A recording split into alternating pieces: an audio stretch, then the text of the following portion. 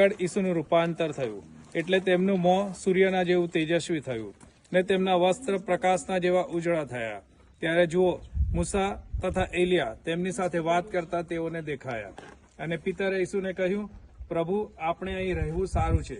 જો તમારી મરજી હોય તો હું અહીં 3 માંડવા બાંધું, એક તમારે માટે ને એક મૂસાને માટે ને એક એલિયાને માટે. તે બોલતો હતો એટલામાં જુઓ, એક ચળકતી વાદળીએ તેઓના પર છાયા કરી, અને વાદળીમાંથી એવી વાણી થઈ, આ મારો વહાલો દીકરો છે, તેના પર હું પ્રસન્ન છું, તેનું સાંભળો. અને શિષ્યો એ સાંભળીને ઊંધા પડ્યા ને બહુ જ બીધા. ત્યારે ઈસુએ પાસે આવીને તેઓને અડકીને કહ્યું, ઉઠો ને બીહો નહીં. અને તેઓએ પોતાની નજર ઊંચી કરી તો એકલા ઈસુ વિના તેઓએ કોઈને જોયા નહીં. અને તેઓ પહાડ પરથી ઉતરતા હતા ત્યારે ઈસુએ તેઓને એવી આજ્ઞા કરી, માણસનો દીકરો મ્યુએલામાંથી પાછો ઉઠે ત્યાં સુધી આ જે તમે જોયું તે કોઈને કહેતા ના. ત્યારે તેમના શિષ્યોએ તેમને પૂછ્યું, શાસ્ત્રીઓ કેમ કહે છે કે એલિયાએ પહેલા આવવું જોઈએ? અને ઈસુએ તેઓને ઉત્તર આપ્યો, એલિયા આવે છે ખરો ને બધું બરાબર કરશે, પણ હું તમને કહું છું કે એલિયા આવી ચૂક્યો છે ને તેઓએ તેને ઓળખ્યો નહીં, પણ જેમ તેઓએ ચાહ્યું તેમ તેઓએ તેને કહ્યું. તેમજ માણસનો દીકરો પણ તેઓથી દુઃખ સહેશે. ત્યારે શિષ્યો સમજ્યા કે યોહાન બાપ્તિસ્તા સંબંધી તેઓને કહ્યું. આમીન. પ્રભુનો આભાર માનીએ, આપણે આ ટૂરમાં આવી શક્યા છે. વોરનો માહોલ છે, ચારે બાજુ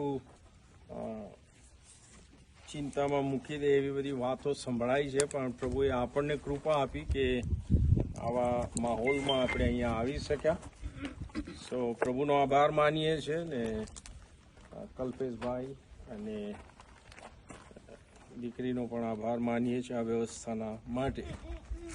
હવે આ સ્થળ જે પ્રભુ ઈસુ ખ્રિસ્તનું રૂપાંતર થયું અને રૂપાંતરના પહાડ ઉપર આપણે ઉભેલા છીએ, જેમાં લખ્યું છે કે ઈસુનું રૂપાંતર થયું અને તેમનું મોં સૂર્યના જેવું તેજસ્વી અને તેમના વસ્ત્ર પ્રકાશના જેવા ઉજળા થયા. તમે માર્કમાં વાંચો તો ત્યાં કહે છે કોઈ ધોબી એને ધોળા ના કરી શકે, એટલા બધા ઉજળા, મતલબ પ્રકાશિત, આખું ગ્લોરીફાઈડ વાતાવરણ હતું. અને જે શિષ્યો છે એ બહુ ઇમ્પ્રેસ થઈ ગયા કે બહુ જબરજસ્ત માહોલ છે, અહીંયા જ રહી જઈએ. અને 3 માંડવા બાંધવાની વાત કરી, પણ પ્રભુએ એનો ઇનકાર કર્યો. કારણ કે જો તમે વાંચો તો તરત એ લોકો જ્યારે નીચે જાય છે ત્યારે નીચેનો માહોલ એકદમ ડેવિલિશ છે, શૈતાની છે. કારણ કે એક પિતા પોતાના દીકરા જેને દુષ્ટાત્મા વળગ્યો છે એને લઈને 9 શિષ્યો પાસે આવેલા, અને એ શિષ્યો નિષ્ફળ જાય છે, અને પછી પ્રભુ ઈસુ ખ્રિસ્ત જાય છે અને એને સાજો કરે છે. સો આ જે વિરોધાભાસી વાતાવરણ છે એમાં અત્યારે આપણે છીએ, right? As a Christians we believe in God. વિશ્વાસથી ઘણી બધી બાબતો આપણે માનીએ છીએ, પણ જ્યાં સુધી જે બધા વચનો છે પૂરા નહીં થાય ત્યાં સુધી આપણે શૈતાની વાતાવરણમાં છીએ, એમાં કોઈ શક છે નહીં. અને તેથી આપણે એના માટે પણ તૈયાર રહેવાનું છે કે આપણે પ્રભુને પકડી રાખીએ અને આ માહોલનો સામનો કરીએ જે વ્યક્તિઓને, કુટુંબોને અને મંડળીઓને બરબાદ કરવાના માટે જાણે કે તડપી રહ્યો છે. બીજું જે મારું ધ્યાન ગયું એ કે પ્રભુ ઈસુ ખ્રિસ્ત આખા ગ્લોરીફાઈડ બોડીમાં દેખાયા, મહિમાવંત, અને જેમાં મૂસા અને એલિયા બંને ભાગીદાર છે. અને એ જ મહિમાવાન શરીર ફિલિપી 3:21 લખ્યું છે એ પ્રમાણે કે એ ઈસુ ખ્રિસ્તનું જે પુનરુત્થાન પામેલું મહિમાવંત શરીર હતું એવું શરીર એના ફોલોવર્સને મળવાનું છે, ધોઝ હુ આર બિલીવર્સ, અને આ જગતમાં સ્ટ્રગલ કરી રહ્યા છે એમના માટે. તમે જો રોમિયોનો પત્ર એનો 8મો અધ્યાય 11મી કલમ વાંચો તો એ ક્યારે મળશે તો ત્યાં સ્પષ્ટ એવું લખ્યું છે, તમે તપાસ કરી શકો છો.